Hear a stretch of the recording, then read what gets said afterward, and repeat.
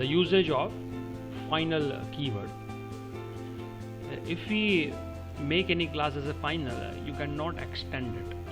એટલે doing inheritance, જ્યારે આપણે ઇનહેરિટન્સ કરીએ અને એટ સમ મોમેન્ટ આપણે એવો એક ક્લાસ બનાવવો છે કે જેને બીજો કોઈ class as a parent class તરીકે યુઝ ન કરી શકે, you can make that class as final. Just a minute. So a class cannot be a super class of any other class. The same way તમે કોઈ method છે એને બી final બનાવી શકો, બટ જો ક્લાસ ફાઇનલ બનાવતા હો ને તો એની બધી મેથડ છે એ ઇમ્પ્લિસિટલી ફાઇનલ જ થઈ જતી હોય. તો એવું બી પોસિબલ છે કે ક્લાસ ફાઇનલ ન કરવું હોય, મીન્સ એનું કોઈ બીજું વર્ઝન તમારે નથી જોતું તો ક્લાસ તમે ફાઇનલ કરો. પણ ઘણીવાર એવું થાય કે આપણે મેથડ ઓવરરાઇડ કરતા હોય, એ મેથડ જે છે નેક્સ્ટ ક્લાસમાં ઓવરરાઇડ ન થવા દેવી હોય, તો એને બી તમે ફાઇનલ જે છે કીવર્ડથી ડિક્લેર કરી શકો છો. તો આજે આપણે મેથડ ઓવરરાઇડ જે છે એ બી આની સાથે સાથે જોઈ લેશી કે ફાઇનલ ક્યારે યુઝ કરવું, ફાઇનલ યુઝ નથી કરતા તો મેથડ્સ છે એ કેવી રીતે બીજા ક્લાસમાં ઓવરરાઇડ થાય.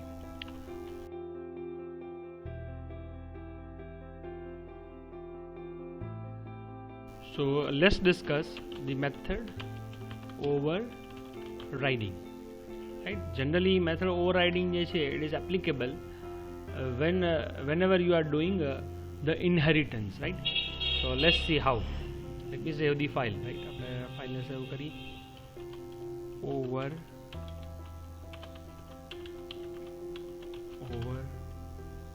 override .java. Override.java. Let's define a class called class.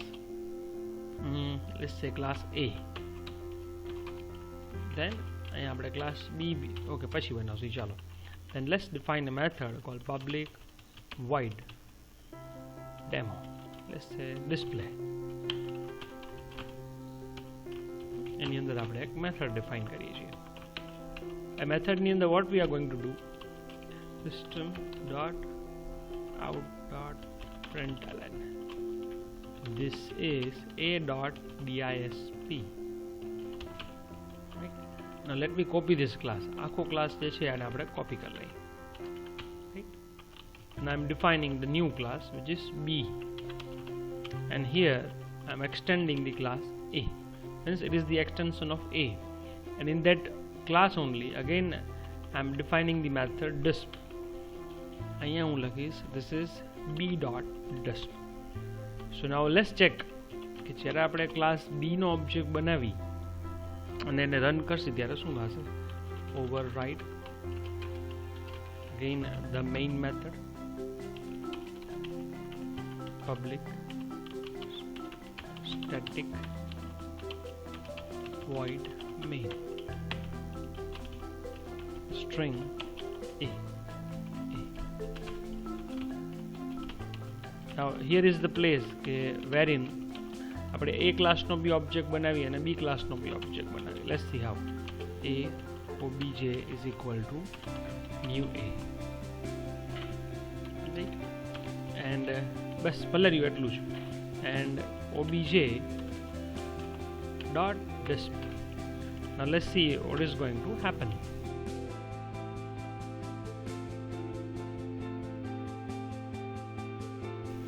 Let me go to the command prompt.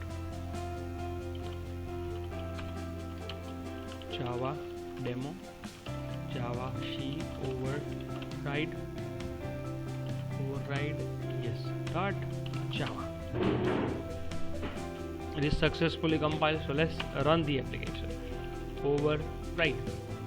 So this is a dot disp, which is an obvious thing. આપણે a class નો object બનાવ્યો and a.disp છે call થઈ ગયું. Now let's cross verify અને હું અહીં copy કરું છું.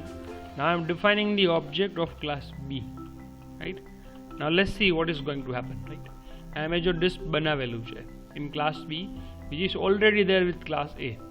Means now this B object like આ class B નો જ્યારે હું object બનાવીશ, it has two methods. One is in class B and one is in class A. બંને ક્લાસમાં disp નામની મેથડ છે. Now let's see Java છે એને શું કરે છે, કેવી રીતે એને રન કરે છે. I am writing override.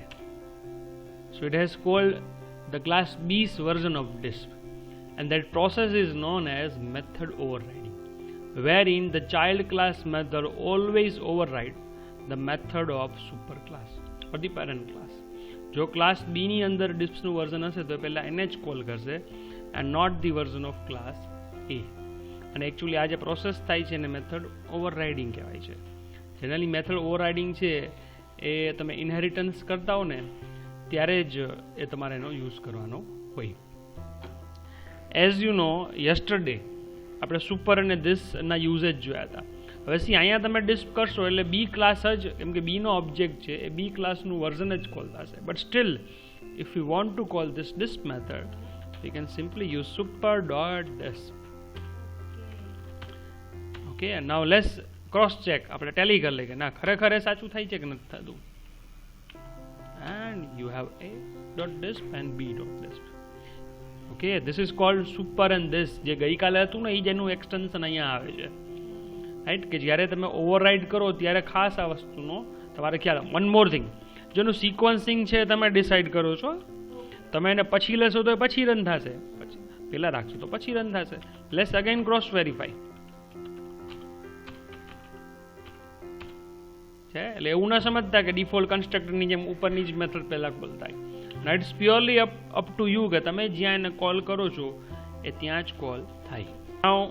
So now let's understand the usage of final keyword to prevent means to stop method overriding. તમારે આ કન્ફ્યુઝન થવા જ ન દેવું હોય. તમને એમ થાય સર આવું કરવા જ ન દઈ તો આપણે ડિસ્પ ઓલરેડી એમાં છે તો બીમાં બનાવવા જ શું કરવા દઈએ. આપણે અહીંયાથી જ એને બ્લોક કરી દઈએ તો શું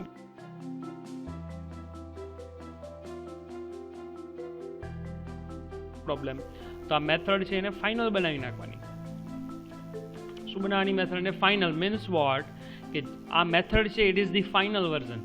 you want have any other further final જે મેથડ છે ડિસ્પનું બીજું ક્યાંય વર્ઝન ઇનહેરિટન્સમાં બનાવી જ નહીં શકો. Let's cross check. અને આપણે ક્રોસ ચેક કરીએ. જો વાંચો અહીંયા કે જે એક્સપેક્ટેડ ઓકે ઇનિશિયલાઇઝ મેથડ એટલે okay. Let's read this error. On Java line 12 error, disp in B cannot be override. This is the message that we want. મેં જેમ કીધું એમ we are preventing this method from being override. તો તમારે એ મેથડને શું બનાવી નાખવાની? ફાઇનલ. એનું બીજું વર્ઝન તમે ક્યાંય બનાવી શકશો નહીં. નાવ અહીંયા કમ્પલસરીલી તમારે મેથડનું નામ છે બદલાવવું જ પડે. Let's set disp1. Again let's cross verify કે આપણે ખરેખર જે કરીએ છીએ બરાબર છે. Yes it is now override and super dot disp. Output હજી જો આપણે પ્રેડિક્ટ કર્યું એવું આવ્યું. So this is the way this final keyword works. Another usage of final keyword to prevent inheritance means now you feel that આ class B જે છે ને સોરી એ ક્લાસ એ જે છે it is a final class. અહીંથી હું ફાઇનલને remove કરી દઉં છું. રાઈટ, અહીંયાથી આ જેમ છે એમ હું અત્યારે એઝ ઇટ ઇઝ કરી નાખું છું. લેટ્સ ચેક અને આ બધું થઈ જાય છે કે નહીં બધું. Javac override dot java. Yes there would be an error. અહીંયા disp1 નહીં આવે. હવે let's again compile. It is જો સક્સેસફુલી કમ્પાઇલ થઈ ગયું. નાઉ વોટ આઈ વોન્ટ કે આ ક્લાસ એ છે ને એનું મારે ઇનહેરિટન્સ જ નથી થવા દેવું. મીન્સ ક્લાસ એ જે want be able to B the parent class of any other class. તો આ ક્લાસને I need to declare as final. Right, now let's see what is the error. You can check this. Cannot inherit from a final A. Now possible is not the inheritance. Why? Because this class is declared as final. So this is the another usage of final. Once you declared a class as final, તો એની જે method બી જે હોય ને ઇમ્પ્લિસિટલી final જ બની જાય. હવે આનું ઇનહેરિટન્સ ન થવાનું હોય તો આનું ઓવરરાઇડ અને આ મેથડને કોઈ ઓવરરાઇડ જ ન કરી શકે ને. એટલે એવું બોલી શકો ખરા કે as you declare the class as final, તો એની મેથડ જેટલી બી હશે ને, all the methods have become the final. Let me revise this. જો ફાઇનલ વેરિયેબલ્સ આર સચ, ખરેખર વેરિયેબલ જ ન બોલાય, ફાઇનલથી કોઈ તમે વેરિયેબલ ડિક્લેર કરો ને it will become a constant, right? And so is the reason it has to be declared, or rather it has to be assigned value right at the time of declaration. તો મેં જો અહીંયા લખ્યું છે final int f is equal to 10. હવે અહીંયા જો મેં ઓલરેડી f લીધો છે, but this belongs to the class B, એટલે ખરેખર આ ફાઇનલ જોતા હોય ને એમાં તો આ ઇનહેરિટન્સની બી જરૂર ન પડે, બટ સ્ટીલ ઇનહેરિટન્સ છે એટલે એમાં સમજાવી દીધું ભાઈ. Now what I am trying, class બીની અંદરથી આ સુપરનો f છે ને એમાં હું 20 વેલ્યુ એસાઇન કરવા જાઉં છું, right? So what happened here, error can't assign value to the final variables f. Final means what? It is such a variable કે એની વેલ્યુ એક વખત તમે એસાઇન કરી નાખી, you won't be able to change it at runtime.